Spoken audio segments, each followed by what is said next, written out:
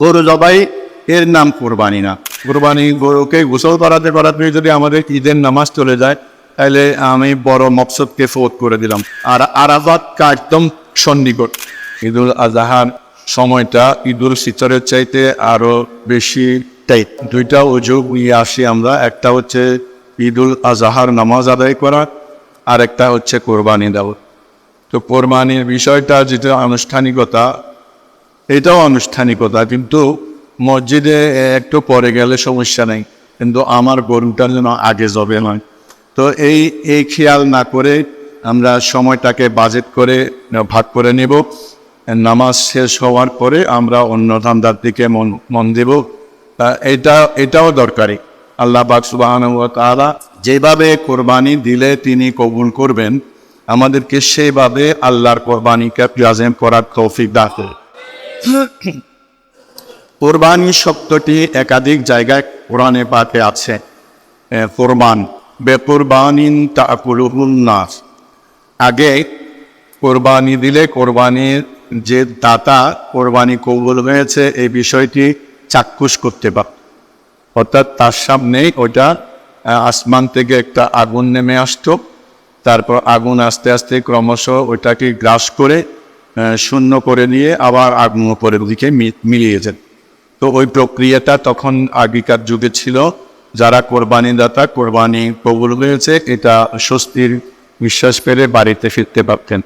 আল্লাহ পাক সুবহানাহু ওয়া তাআলা ওই পদ্ধতি আমাদের নবীর শরীয়তে বন্ধ করে দিয়েছেন। কোরবানি শব্দটা এটা নতুন কিছু নয়, এটা অতি প্রাচীন শব্দ। কোরব শব্দ থেকে এটা কোরবান হয়েছে। আসলে কোরবানি নয়, কোরবান এটা মসদার। ফলানুনের ওজনে এটা মসদার, অর্থাৎ নৈকট্য অর্জন করা। কোরবানি ক্লোজ হওয়া। তো এটা এই কোরবকে আমরা গরু জবাইয়ের অর্থে প্রচলিত করে ফেলেছি। কোরবান দিবা, কোরবান করবা, হ্যাঁ করবো, তার মানে গরু জবাই করবা, এটাই মিনিং হয়। কিন্তু মূল জিনিসটা এসেছে কোরবে এলাহিন থেকে, অর্থাৎ আমাদের প্রিয় জিনিসটা আমরা স্যাক্রিফাইস করে বিসর্জন দিয়ে আল্লাহর রেজামন্দি এবং সন্তুষ্টি অর্জন করার চেষ্টা করা, এটাই হচ্ছে কোরবানি। গরু জবাই এর নাম কোরবানি না। যেহেতু এটা আনুষ্ঠানিকতা, এটা সংশ্লিষ্টতা আছে শরীয়তে। ঈদের খুতবার মধ্যেই আছে যে ব্যক্তি সামর্থ্যবান, অর্থাৎ তৌফিক আছে কিন্তু কোরবানি দেয়নি বা দিচ্ছে না, সে যেন আমার নবী বলেন আমার মুসাল্লা, অর্থাৎ আমার ঈদগাহে যেন না আসে। আমার ঈদগাহে আসার তার কোনো মত নেই। ঈদুল আজহার নামাজ আমাদের উপরে ওয়াজিব।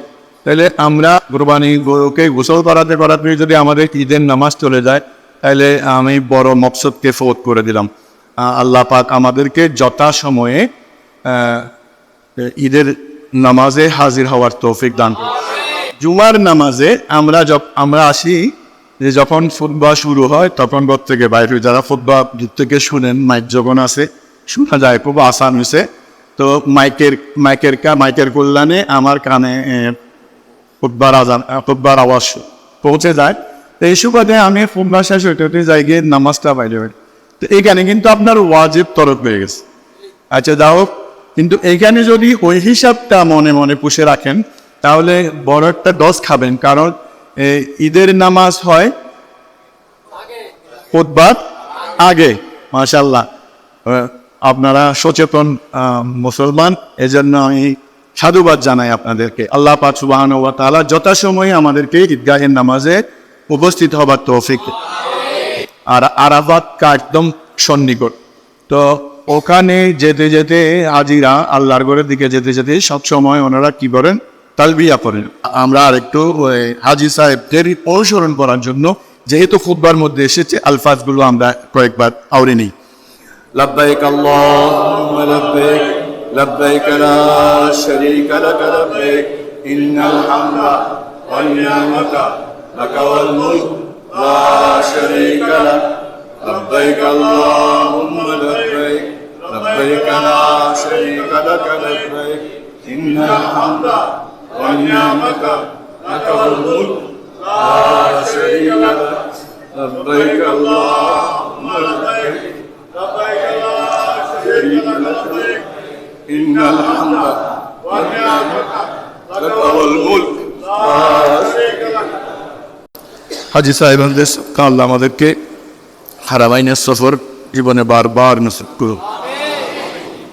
ঈদগাতে আসতে একটু নড়াচড়া করে আসতে এক পথে যেতে এক পথে, ধরেন আপনি ডান পাশে চললেন রাস্তায়, তারপরে তকবীর পড়তে পড়তে আসলেন, তখন ওই যেই রাস্তা মারিয়ে আপনি আসবেন ঈদগাতে সেই রাস্তাটাও খুশি হয়ে যাবে, আপনার কদম চুমে সেও সৌভাগ্যবান হবে।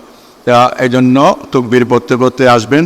রোববার সকাল থেকে অর্থাৎ ফজরের নামাজের মধ্যে কোন নামাজ?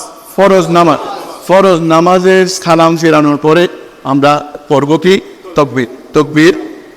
তকবীর যেটা তাশরিক বলা হয়, এটাকে আইয়ামে তাশরিক বলছে। এই দিনগুলোতে 9 তারিখের ফজর থেকে 13 তারিখের আসর পর্যন্ত এই সময়ে যে তকবীরটা বলা হয় ফরজ নামাজ, প্রতিটি ফরজ নামাজের সালাম ফিরানোর পরে আমরা এভাবে পড়ব তাকবীর আল্লাহু আকবার আল্লাহু আকবার লা ইলাহা ইল্লাল্লাহ আল্লাহু আকবার আল্লাহু আকবার ওয়ালিল্লাহিল হামদ আল্লাহু আকবার লা ইলাহা ইল্লাল্লাহ আল্লাহু আকবার ওয়ালিল্লাহিল হামদ আল্লাহু আকবার লা ইলাহা ইল্লাল্লাহ আল্লাহু আকবার ولله الحمد